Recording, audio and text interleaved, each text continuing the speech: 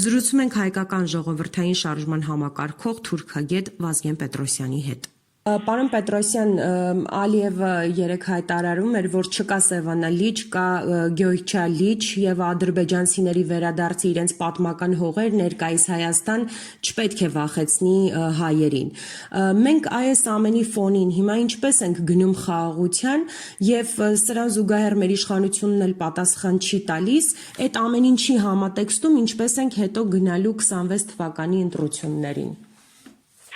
Նախ եւ առաջ ցանկացած հարաբերություն երկկողմանի է։ Միակողմանի սեր չի լինում։ Միակողմանի ատելություն էլ չի լինում։ Եթե Ադրբեջանը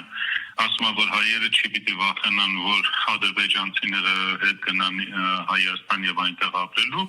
այնպես Ադրբեջանի կառավարությունը չի պիտի վախենա, որ Արցախահայությունը եւ Բաքվի հայերը հետ վերադառնան եւ այնտեղ ապրեն։ Եվ իրենք պարտավոր են ապահովել նաև նրանց անվտանգությունը։ Իսկ ինչ որ վերաբերվում է Հայաստանի իշխանությունների պատասխանին, մենք Հայաստանում իշխանություն ունենք, չունենք։ Մենք Հայաստանում ունենք դավաճան իշխանություն, որը օղն ու ծուծով ամեն ինչով դավաճան է։ Այդպիսի իշխանությունից ոչ մի բան չի պիտի սպասել։ Այս իշխանությունից միայն պետք է սպասել դավաճանություն հայ ժողովրդին, Հայաստանի Հանրապետությանը եւ էլ ուրիշ ոչինչ։ Եթե Ալիևը լիներ Նիկոլի փոխարեն, ինքը ավելի զգուշավոր կլիներ իր դավաճանությունների մեջ։ Բայց Նիկոլը անվերապահորեն դավաճանում է Հայաստանին եւ հայ ժողովրդին։ Եվ դա կարևոր չի, թե Ալիևը ինչ է բարբաջում Ադրբեջանում։ Կարևորը թե մենք որպես հայ ժողովուրդ ինչպես ենք հակազդելու եւ դավաճան իշխանությանը եւ Ալիևին։ Պարոն Պետրոսյան, այդ է ուզում հարցնել,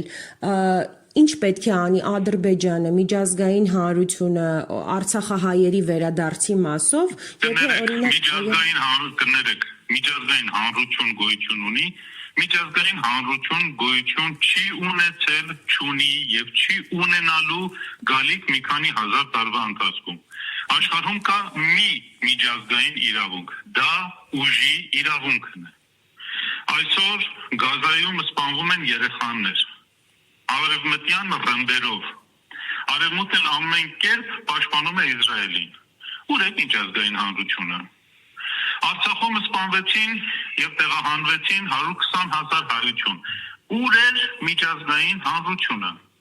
Այնպես որ արեք չխոսենք միջազգային հանրության մասին, չխոսենք միջազգային իրավունքի մասին, չխոսենք չգիտեմ միջազգային կազմակերպությունների մասին։ Դրանք բոլորը միֆ են,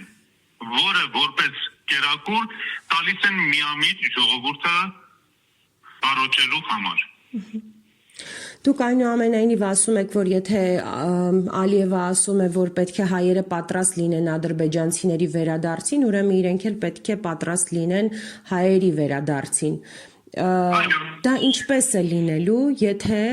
կամ ինչպես մենք ինչ պահանջ մենք կարող ենք ունենալ Ալիևից, եթե օրինակ այսօր Նիկոլ Փաշինյանը հենց ինքը հայտարարում է, որ Լեռնային Ղարաբաղից տեղահանվածների օրակարգը վնասակար է խաղաղության համար։ Դուք նորից խոսում եք դավաճան անձնավորության մասին, ով նստել է Հայաստանի Հանրապետության կառավարությունում։ Այդ անձից դուք ինչ եք պահանջում։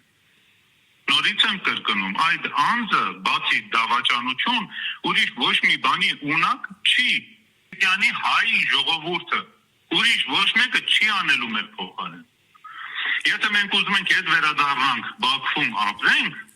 մենք պետք է դերբազատվենք այսօրվա իշխանություններից ցանկացած ձևով